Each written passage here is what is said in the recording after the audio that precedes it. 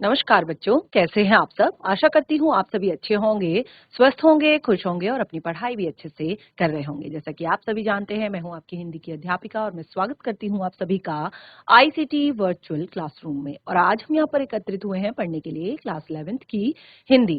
Class 11th की हिंदी में हम यहाँ पर पढ़ रहे हैं हमारी आरोह पाठ्य पुस्तिका भाग 1 के गद्यखंड का फर्स्ट चैप्टर, जिसका नाम है नमक का दरोगा। और इस चैप्टर को हमने अपने लास्ट 2 सेशन पहले ही स्टार्ट किया है और काफी सारी चीजें इस पाठ के बारे में हमने यहाँ पर पढ़ी।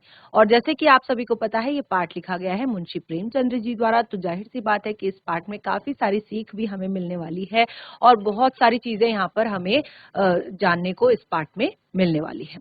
तो हम चलते हैं स्मार्ट बोर्ड की तरफ, शुरू करते हैं अपने आज का सेशन। तो देखिए, ये है हमारा चैप्टर फर्स्ट, जिसका नाम है नमक का दरोगा और राइटर है, लेखक है मुंशी प्रेमचंद्र जी। तो आपने देखा, हमने यहाँ पर मुंशी प्रेमचंद्र जी के बारे में पढ़ा और लास्ट सेशन में तो हमने आपको पाठ्य पुस्तिका से भी दिखाया था कि इनका जीवन परिचय जो है काफी सारी चीजें उसमें दी गई हैं और जिसे मैंने आप लोगों को बताया कि आप इसको घर से अच्छे से पढ़कर आ सकते हैं। उसके बाद देखिए, हमने यहाँ पर नमक का दरोगा कहानी के प्रमुख पात्रों के विषय में आपको बताया, जो कि यहाँ पर कुछ ही लोग हैं लेकिन उनकी बहुत ही महत्वपूर्ण यहाँ पर जो है काफी ज्यादा महत्व है उनका। जैसे मुंशी बंशीधर जी हैं और बड़े बूढ़े मुंशी जी हैं जो कि बंशीधर जी के पिता हैं, हवालदार बदलू सिंह, पंडित अलोपी दीन, वकील, जज, बंशीधर की माता और पत्नी। और उसके बाद हमने यहाँ पर कहानी के भाव को समझा कि क्या है इस कहानी का भाव, और उसके बाद कहानी के सार को। और लास्ट सेशन में तो हमने कहानी स्टार्ट भी कर दी है। तो आपने देखा कि ये जो कहानी है ये क्या है, ये कहानी आजादी से पहले की है और उस टाइम पे नमक का नया नया विभाग बना था और उस पे ऊपरी कमाई बहुत ज्यादा थी, इसीलिए सभी व्यक्ति इस विभाग में काम करने के लिए उत्सुक थे। और दूसरा मैंने यहाँ पर बताया था क्योंकि उस दौर में जो है फारसी भाषा का बोलबाला था और उच्च ज्ञान के बजाय केवल फारसी की यदि प्रेम कथाएं और श्रृंगार रस के काव्य अगर आपने पढ़े हैं तो आप उच्च पदों पर पहुंच सकते थे। तो वंशीधर ने भी फारसी, जो मुंशी बंशीधर जी थे उन्होंने भी फारसी पढ़ी हुई थी और वो भी अब रोजगार की खोज में, क्योंकि उनके पिताजी ने उन्हें काफी सारी जिम्मेदारियां जो है घर की बताई थी कि जो है काफी सारा कर्ज उन पर है और दूसरा जो उनकी बेटियां हैं वो घास के तिनकों के समान जल्दी जल्दी बड़ी हो रही है, तो उनके भी विवाह की जिम्मेदारी है, बाकी उनका अपना परिवार है, उनकी पत्नी है, माँ है। तो इस तरह से बहुत सारी जिम्मेदारियों के विषय में बताया था। और फिर जब वो घर से निकले, क्योंकि फारसी अब पढ़ ली थी तो जाहिर सी बात है कुछ नौकरी जो है मिलनी थी, तो अब जो है आर्थिक दशा खराब है, लेकिन अगर आप जो है कुछ सलाह उनके पिताजी ने उन्हें जाते वक्त दी थी, जो हमने आपको यहाँ पर पढ़कर भी बताई थी, तो यहीं से इसको रिवाइज कर लेते हैं। उसके बाद फिर से चैप्टर से ही कंटिन्यू करेंगे, क्योंकि मैंने आपको बताया कि पाठ को अगर पूरी तरह से समझना है और पाठ में से जो चीजें हैं जरूरी उनको अगर समझना है तो आपको पाठ को अपनी पाठ्य पुस्तिका से पढ़ना होगा। तो देखिए, कुछ सलाह यहाँ पर बूढ़े जो मुंशी जी थे उन्होंने यहाँ पर दी थी। तो जैसे हमने कहा कि बेटा, घर की दुर्दशा देख रहे हो, ऋण के बोझ से दबे हुए हैं लड़कियां, वह जो घास फूस की तरह बढ़ती चली जा रही हैं। मैं कगारे का वृक्ष हो रहा हूँ। देखिए, इसको भी मैंने आपको एक्सप्लेन किया था कि कगारे का वृक्ष हो रहा हूँ, यानी कि अब मेरा अंतिम समय जो है, एक तरह से मैं बिल्कुल जीवन के अंतिम पड़ाव पर हूँ अपने, ठीक है ना। तो कभी भी वो ढल सकता है, जैसे पेड़ होता है ना, बिल्कुल कगारे का वृक्ष, अगर किसी नदी के किनारे या किसी पहाड़ पर बिल्कुल साइड में जो पेड़ होता है उस पर खतरा रहता है कि वो कभी भी गिर सकता है। तो वो कहते हैं कि उन्होंने इस कारण जो है कहा कि अब सारी जिम्मेदारियां तुम्हें निभानी है, इस घर के मालिक अब तुम हो। तो तुम जब नौकरी की तलाश में जा रहे हो तो तुम्हें क्या करना है, वो सलाह उनके पिताजी ने दी। तो देखिए क्या सलाह दी थी, एक बार रिवाइज करते हैं। नौकरी में ओहदे की ओर ध्यान मत देना, यानी कि तुम्हारा स्टेटस क्या है, तुम्हारा लेवल क्या है, तुम्हारा पद क्या है, इस पर ध्यान मत देना, क्योंकि यह तो क्या कहा था, यह तो पीर की मझार है। क्या कहा था उसको कि यह तो पीर की मझार है, निगाह तो केवल चढ़ावे और चादर पर रखनी है। उनके पिता ने घर से निकलते वक्त उन्हें समझाया था कि जिसका सार ये था कि नौकरी ऐसी ढूंढना, जो पूरा उन्होंने उनको डिटेल में जो चीजें वहां पर बताई, तो उसका पूरा सार ये था कि नौकरी ऐसी करना जिसमें ऊपरी कमाई हो और जो आदमी और अवसर को देखकर घूस लेना, यानी कि जो ऊपरी कमाई करना वो हमेशा आदमी और अवसर को देखकर करना। और दूसरी चीज उन्होंने एक चीज और बताई थी कि जो ज्यादा जरूरतमंद आदमी होता है ना, जिसको ज्यादा जरूरत होती है किसी काम की, तो वो उससे तुम बहुत अच्छा भी पैसा ले सकते हो, ठीक है ना। और जो बेगरज का आदमी होता है, यानी कि जिसको गरज नहीं होती, जिसको जरूरत नहीं होती, वो फिर बहुत आनाकानी करता है देने में, तो उससे उस तरीके से पैसे आपने ऐंठने हैं। तो ये उन्होंने एक तरीका बताया था ऊपरी कमाई का, क्योंकि उन्होंने बताया था कि जो सैलरी होती है वो पूर्णमासी के चंद्रमा के समान होती है, यानी कि वो एक ही दिन आपको पूरी की पूरी अपने हाथ में दिखाई देती है, बाकी धीरे धीरे धीरे धीरे वो जो है खत्म होती जाती है। और एक दिन जिस तरह से अमावस्या का चांद होता है, यानी कि पूरी तरह से गायब हो जाता है, तो बिल्कुल वो भी पूरी तरह से खत्म हो जाती है, ठीक है ना। तो इस तरह से उन्होंने यहाँ पर बताया था, तो इसीलिए उन्होंने कहा था कि ये जो है जो ऊपरी आय होती है, देखिए उन्होंने यहाँ पर अपने पिताजी का आशीर्वाद लिया, और उनके पिताजी ने, जैसे मैंने कहा कि उनके पिताजी ने बताया कि ऊपरी आय तो बहता हुआ स्रोत होती है जो सदैव जो है प्यास बुझाती है। और तुम हमेशा आवश्यकता और अवसर को देखकर अपने विवेक से काम लेना, यानी कि दिमाग से काम लेना। जहां पर जैसे मैंने आपको बताया ना कि जो कुछ मनुष्य, जो गरज वाले मनुष्य होंगे, जिनको जरूरत होगी, तो वो आपको कितना भी पैसा देने के लिए या कुछ भी करने के लिए तैयार होंगे। जो बेगरज का आदमी आदमी होगा, तो वो उतना ज्यादा आपको फोर्स नहीं करेगा कि मेरा काम कर दीजिए, मेरा काम कर दीजिए, मेरा काम कर दीजिए, ठीक है ना। तो अब ये सारी चीजें, ये सारी सलाह उनके पिताजी ने उन्हें दी थी, और बंशीधर पिता से आशीर्वाद लेकर नौकरी की तलाश में निकल जाते हैं। और क्या होता है उसके बाद वो भी मैंने आपको बताया था कि बंशीधर जी की दरोगा के पद पर नियुक्ति हो जाती है। कैसे हो जाती है? क्योंकि फारसी पढ़े हुए हैं, काफी अच्छे जो है आप देख सकते हैं, देखने में बिल्कुल हष्ट पुष्ट है, और डल डोल शरीर बिल्कुल बढ़िया है। तो उसी नमक के विभाग में, जहां पर लोग मतलब एक तरह से वकीलों की निगाह तक उस पर होती है, या लोग बड़े बड़े पटवारीगिरी के पद छोड़कर उसकी नौकरी करना चाहते हैं, तो ऐसे नमक के दरोगा पद पर उन्हें नियुक्ति मिली। तो देखिए, जैसे हमने कहा कि भाग्य से उन्हें नमक विभाग के पद पर नौकरी मिली, और अच्छा वेतन के साथ यहाँ पर ऊपरी कमाई भी बहुत ज्यादा थी। क्यों थी? क्योंकि ये काम जो है उसी टाइम इसका विभाग बना हुआ था, तो लोग इसको ब्लैक में ज्यादा करते थे, ठीक है ना। ब्लैक में इसका कारोबार ज्यादा करते थे, और उसको करने के लिए जो बड़े बड़े ऑफिसर्स थे उनको पैसा खिलाना पड़ता था। तो देखिए, ये खबर जब उनके पिता को चली, क्योंकि जब उनके पिता को ये खबर पता चली, तो वो बहुत ज्यादा खुश हुए, क्योंकि ये मनमानी नौकरी, जैसे मुंह मांगी, जैसे मुंह से मांगा हो और तुरंत हाथ में रख दिया हो, ऐसी नौकरी जो है, जैसा उनके पिताजी चाहते थे, ऐसी नौकरी उन्हें मिल गई।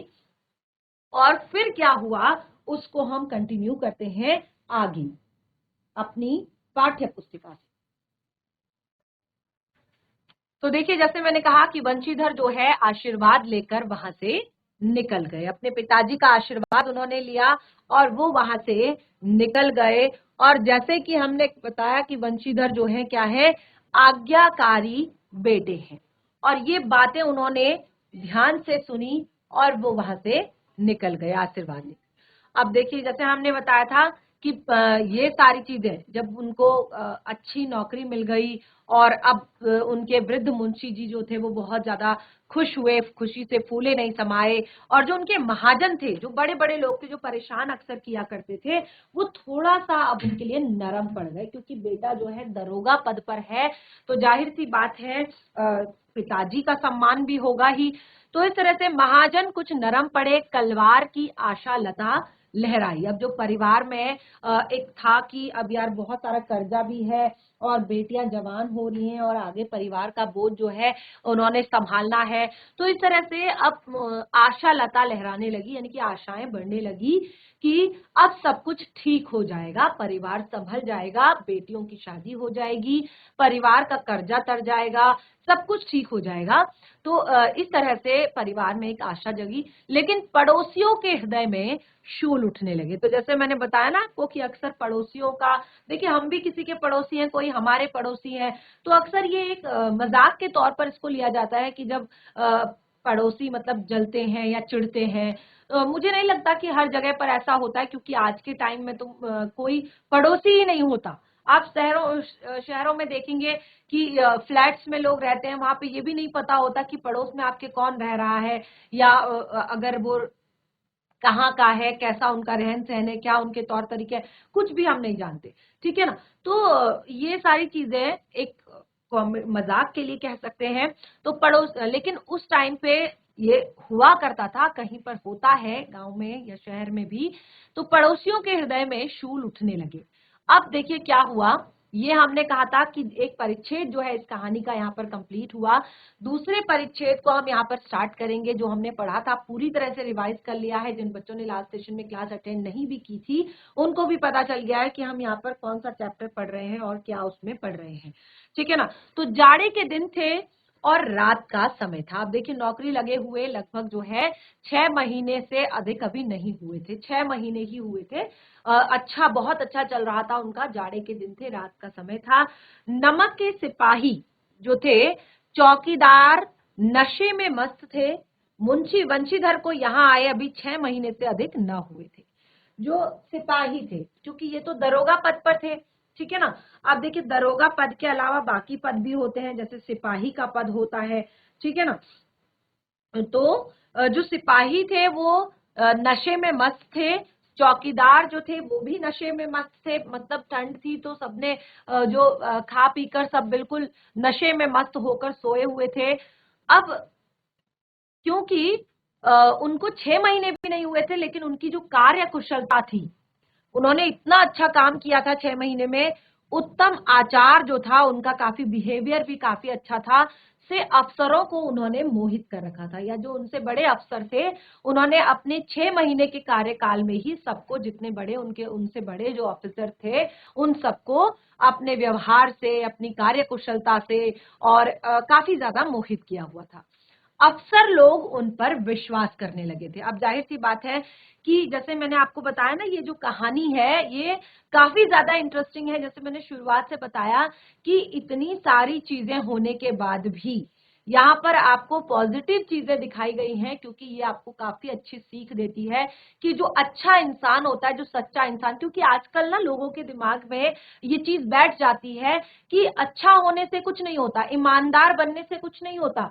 ठीक है ना। लेकिन बच्चे, ये जो चीजें हैं ना, ये कभी ना कभी आपके इस तरह से काम आती है कि आप जीवन में काफी उच्च पद पर जो है चले जाते हैं। अगर आप सच्चाई, ईमानदारी, सत्यनिष्ठा, धर्मपरायणता, कर्तव्य जो अपना पालन करते हैं, कर्तव्य का पालन करते हैं, तो इसी कारण बहुत सारे अफसर जो है, अफसर लोग जितने भी थे, वो उन पर विश्वास करने लगे थे, भरोसा करने लगे थे कि इस आदमी पर हम इस काम को छोड़ सकते हैं, ये इस काम को बहुत अच्छे से कर लेंगे।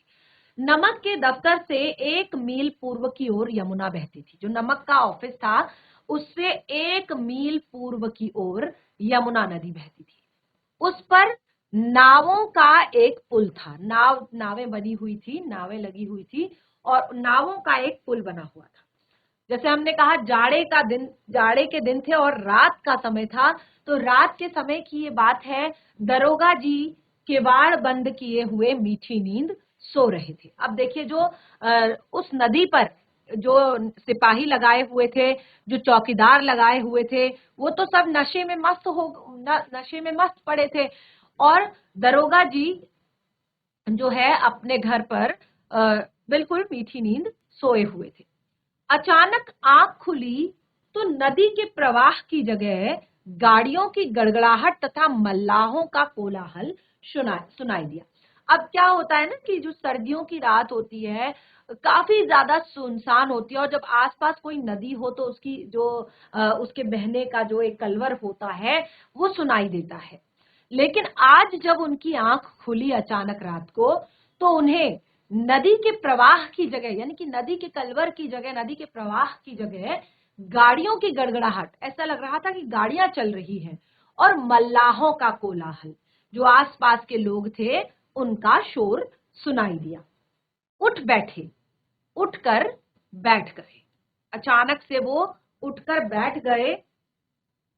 और देखिए क्या हुआ, इतनी रात गए, ये गाड़ियां क्यों नदी के पार जाती हैं। उनको समझ नहीं आ रहा था कि आखिर इतनी रात को ये गाड़ियां नदी के पार क्यों जा रही है। अवश्य कुछ ना कुछ गोलमाल है। अब उनको समझ में आ रहा था कि पक्का कुछ गड़बड़ है, और वो जो है तर्क ने भ्रम को पुष्ट किया। अब जो उन्होंने ये तर्क किया ना कि कुछ गोलमाल जरूर है, तो इस तर्क ने उनको जो भ्रम हुआ था, जो शक हुआ था, उसको और भी पुष्ट कर दिया, मजबूत कर दिया उनके शक को। वर्दी पहनी फटाफट, तमचा जेब में रखा। तमचा क्या होता है? रिवॉल्वर जो होती है उनकी बंदूक। तमचा जेब में रखा और बात की बात में घोड़ा बढ़ाते हुए पुल पर आ पहुंचे। बात की बात यानी कि इतनी सी, मतलब ये सोचते सोचते ही तुरंत तुरंत उन्होंने कपड़े पहने, अपनी रिवॉल्वर अपनी जेब में रखी और सीधे सीधे घोड़े पर बैठकर पुल पर आ पहुंचे। रात रात गाड़ियों की एक लंबी कतार पुल के पार जाती दिखी। अब देखिए, उन्होंने देखा कि गाड़ियों की एक लंबी कतार जो है वो पुल के पार जा रही है। डांट कर पूछा, क्योंकि दरोगा है और सारे जितने सिपाही हैं वो तो सोए हैं मस्त, और ऊपर से जो चौकीदार हैं वो भी मस्त आराम से सो रहे हैं खा पी कर, जिनको ये सब चीजें देखनी चाहिए। तो उन्होंने डांट कर पूछा, ये गाड़ियां किसकी हैं? किसकी गाड़ियां हैं ये? देखिए, ये कुछ इस तरह का दृश्य है, और आप देख सकते हैं यहाँ पर जो दृश्य दिखाया जा रहा है, ये नावों का पुल बना हुआ है। क्या कहा था हमने कि नावों का, यमुना नदी बह रही है और उस पर नावों का पुल बना हुआ है। नावों का पुल यानी कि आप देख सकते हैं ये है नाव, ठीक है ना। इस तरह से नावों को लगाकर और फिर जो है उस पर इस तरह से जो है पट्टे बिछाकर ये पुल बनाया गया है नदी पार करने के लिए। और आप देख सकते हैं कि कितनी सारी गाड़ियां यहां से गुजर रही है। तो अब वो आते हैं, आप देख सकते हैं इस तरह से बिल्कुल तैयार होकर आते हैं। उन्होंने अपना जो है तमचा पकड़ रखा है हाथ में और लालटेन लिए हुए हैं, और यहाँ पर पहुंच गए और बिल्कुल डांट कर बोले, बिल्कुल जोर से डांटा कि किसकी गाड़ियां हैं ये। अब देखिए, दृश्य आपने देख लिया। थोड़ी देर तक सन्नाटा रहा, क्योंकि किसी में बिल्कुल भी हिम्मत नहीं हुई उनके सामने बोलने की और उस आदमी के बारे में बोलने की जिसकी ये गाड़ियां हैं। आदमियों में कुछ कानाफूसी हुई, तब आगे वाले ने कहा पंडित औलोपी दीन की। अब देखिए, उनमें जो है थोड़ा सा कानाफूसी हुई कि बताएं या ना बताएं, और थोड़ा देर तक तो सन्नाटा रहा और फिर थोड़ा सा बातचीत हुई, और फिर उन्होंने तुरंत कहा कि पंडित औलोपी दीन की। अब वो बोलते हैं, कौन है पंडित औलोपी दीन? तो उन्होंने कहा, दातागंज के मुंशी बंसीधर चौके पंडित आलोपी दीन इस इलाके के सबसे प्रतिष्ठित जमींदार थे। अब देखिए, ये जो काम हो भी रहा है तो वो किसका हो रहा है? जो पंडित औलोपी दीन थे वो इस इलाके के सबसे, जब उन्होंने पहचान लिया कि दातागंज के पंडित औलोपी दीन की बात यहाँ पर हो रही है, तो वो बिल्कुल शॉक्ड हो गए, चौंक गए, क्योंकि वो कहते हैं कि जो औलोपी दीन जी हैं वो तो बिल्कुल इस इलाके के सबसे प्रतिष्ठित जो है जमींदार हैं। और जमींदार कौन होते हैं? जो सबको पैसे देते हैं, किस पर? लोन देते हैं, पैसे देते हैं, एक तरह से पूरा कह सकते हैं कि पूरे आर्थिक जो स्थिति जो होती है काफी अच्छी होती है उनकी। और तो उन्होंने इस तरह से पूछा कि कौन औलोपी दीन? तो उन्होंने जब बताया कि दातागंज के, तो तब वो चौंक गए, और वो कहते हैं कि लाखों रुपए का वो लेन देन करते हैं, लाखों रुपए का लेन देन करते हैं, और इधर छोटे से बड़े कौन ऐसे थे जो उनके ऋणी नहीं थे। लाखों रुपए का उनका लेन देन चलता है, काफी पैसे वाले हैं और लाखों रुपए का वो लेन देन करते हैं। और इधर छोटे से बड़े, यानी कि इस पूरे इलाके में जो औलोपी दीन है, छोटे से लेकर बड़े लोग तक कौन उनके ऋणी नहीं है। और उनका जो व्यापार है वो भी काफी जो है लंबा चौड़ा उनका व्यापार है, और बड़े चलते पुर्जे आदमी हैं, मतलब काफी अच्छे हैं, बिल्कुल अच्छे खासे हैं, चलते फिरते हैं, बहुत सब कुछ बढ़िया चल रहा है। और अंग्रेज अफसर तक उनके इलाके में जो है शिकार खेलने आते हैं और उनके मेहमान होते हैं। यानी कि काफी अच्छा उनका जो है रहन सहन है, सब कुछ ठीक है। और अंग्रेज अफसर जो है वो भी उनके इलाके में शिकार खेलने आते हैं और उनके मेहमान होते हैं। 12 मास सदा व्रत चलता था। मुंशी जी ने पूछा, गाड़ियां कहाँ जाएंगी? अब देखिए उनके बारे में बताया था, औलूपी दीन जी के बारे में। तो मुंशी जी ने पूछा कि ये गाड़ियां कहाँ जाएंगी, ये जो गाड़ियां जा रही हैं ये कहाँ जाएंगी? तो उत्तर मिला, कानपुर। तो तभी उन्होंने बताया कि ये गाड़ियां जो हैं कानपुर जाएंगी। जब मुंशी जी ने पूछा कि ये गाड़ियां कहाँ जाएंगी, तो उन्होंने बताया कि ये जो गाड़ियां हैं ये कानपुर जाएंगी। लेकिन इस प्रश्न पर कि इनमें क्या है, अब तुरंत उन्होंने एक और प्रश्न किया। क्या कहा कि इनमें क्या है, इन गाड़ियों में क्या है? जो हम ये चैप्टर पढ़ रहे हैं सभी को समझ आ रहा है? तो देखिए मुंशी जी ने जब ये पूछा कि गाड़ियां कहाँ जाएंगी, तो उत्तर तो उन्हें मिला तुरंत। क्या उत्तर मिला? कि ये कानपुर जाएंगी। लेकिन उसके बाद जब तुरंत दूसरा प्रश्न किया गया, दूसरा प्रश्न क्या था कि इनमें क्या है? दूसरा प्रश्न क्या था? इनमें क्या है? तो इस प्रश्न पर सन्नाटा छा गया। अब देखिए इस प्रश्न को का उत्तर किसी ने नहीं दिया, इस प्रश्न पर सन्नाटा छा गया। अब दरोगा साहब का संदेह और भी बढ़ गया। दरोगा साहब का जो डाउट था, जो भ्रम था, वो और भी बढ़ गया कि कुछ देर तक उत्तर की बाट देखकर वो जोर से बोले, क्या तुम सब गूंगे हो गए हो? अब उन्होंने थोड़ी देर तो इंतजार किया कि ये लोग खुद बताएंगे कि आखिर इनमें क्या है। तो उन्होंने फिर से कहा कि क्या तुम सब गूंगे हो गए हो? हम पूछते हैं कि इनमें क्या है। तो वो कहते हैं, हमने दोबारा पूछते हैं हम कि इनमें क्या लदा हुआ है। और जब इस बार कोई उत्तर ना मिला तो उन्होंने घोड़े की एक गाड़ी से मिलाकर बोरे को टटोला। भ्रम दूर हो गया, यह नमक के ढेले थे। और देखिए उस टाइम पे जो है जो आजकल आप देखते हैं ना कि नमक बिल्कुल वैसा एकदम से महीन आप बारीक आता है, लेकिन वैसा नमक नहीं होता था। जो ढेले वाले नमक होते थे, बड़ा बड़ा जो आपने देखा होगा। फिर उस नमक को जो है आप रॉक सॉल्ट भी कहते हैं। और उस नमक को जो है मशीनों में ले जाकर बिल्कुल फाइन किया जाता है, साफ सुथरा किया जाता है। उसके बाद जो है पैकेट में बंद होकर हमारे लिए ये आता है। तो उस टाइम पे जो इधर उधर जो लेकर जाया जाता था वो सिर्फ ढेले ही होते थे, यानी कि उसी तरह से उसको लेकर जाया जाता था। तो वो उन्होंने देखा, जब गाड़ी को उन्होंने टटोला, ढूंढा कि आखिर इसमें क्या है, क्योंकि वो बताने से डर रहे थे सारे लोग। तो उन्होंने खुद ही देखा और उनका भ्रम दूर हो गया और इसमें थे नमक के ढेले। तो इस तरह से यहाँ पर दूसरा परिच्छेद हमारा कंप्लीट होता है कि आज उन्हें जो है अपनी जो नौकरी वो जो अभी तक 6 महीने में उन्होंने की है, क्या वो इसी तरह से उसको आगे बढ़ाएंगे, क्या कुछ करेंगे वो।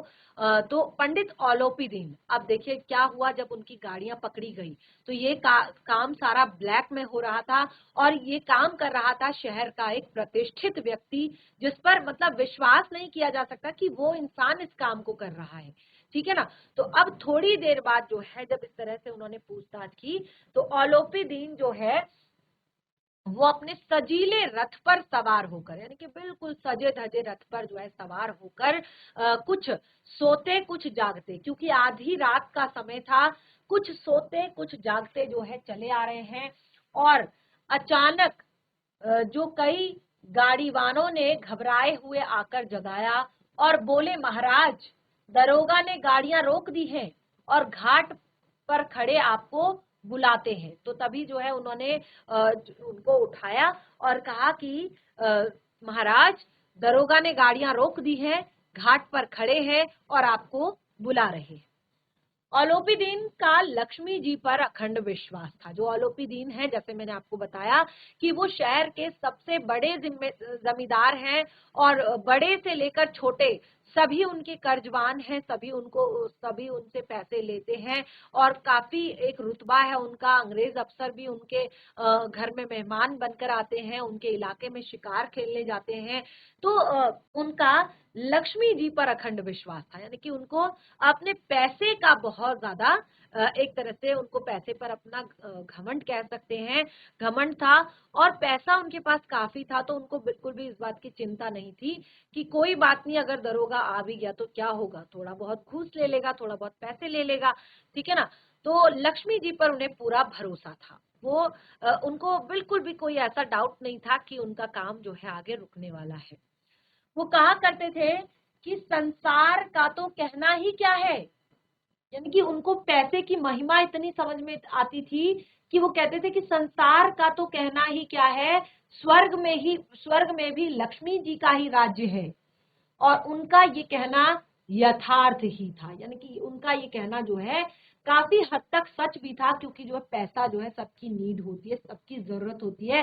जैसे आपने अभी देखा बूढ़े मुंशी जी जो है किस तरह की बातें कर रहे थे, और समाज में हर इंसान को, चाहे वो किसी भी लेवल का हो, उसको लगता है कि नहीं, मुझे थोड़ा और चाहिए, मुझे थोड़ा और चाहिए, मुझे थोड़ा और चाहिए, उनको जो है सेटिस्फेक्शन नहीं होता।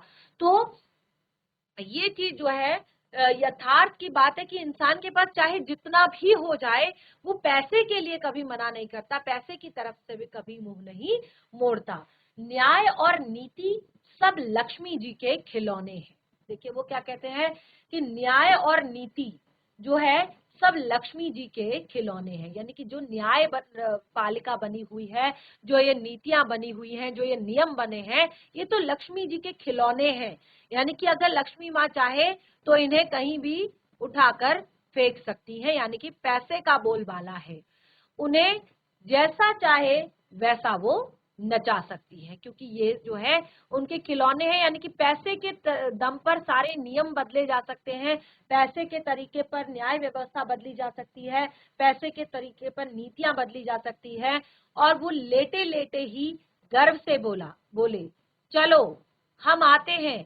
यह कहकर पंडित जी बड़े निश्चिंतता के साथ पान के बीड़े लगाकर खाए, और लगाकर खाए, फिर लिहाफ ओढ़कर दरोगा जी के पास आकर बोले, बाबूजी आशीर्वाद, कहिए हमसे ऐसा कौन सा अपराध हुआ है कि गाड़ियां हमारी रोक दी गई। ब्राह्मणों पर तो आपकी कृपा दृष्टि रहनी चाहिए। तो इस तरह से वंशीधर जी को उन्होंने अपने, एक तरह से होता है ना कि अपने वश में लेने की कोशिश की।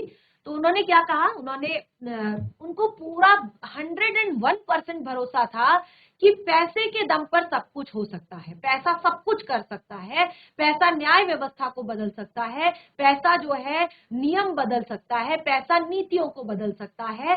तो इस वजह से वो निश्चिंत होकर मुंह में पान का बीड़ा दबाए हुए बिल्कुल आराम से पहुंचे दरोगा जी के पास, और कहते हैं कि बाबूजी कौन सा अपराध हमसे हो गया कि हमारी गाड़ियां रोक दी, और हम ब्राह्मणों पर तो आपकी कृपा दृष्टि रहनी चाहिए।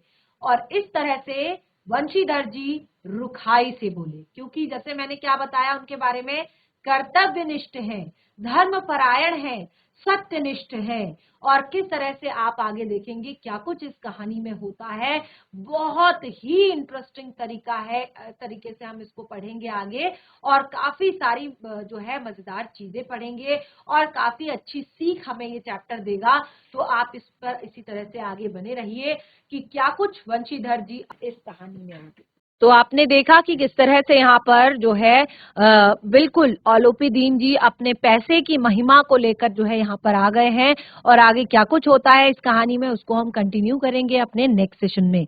आज जो कुछ भी पढ़ा है इसको घर पर एक बार रिवाइज करें, चैप्टर परीक्षाओं की दृष्टि से महत्वपूर्ण है और काफी अच्छी जानकारी हमें दे रहा है। तो इसी तरह से बने रहिए यहाँ पर, तब तक के लिए धन्यवाद।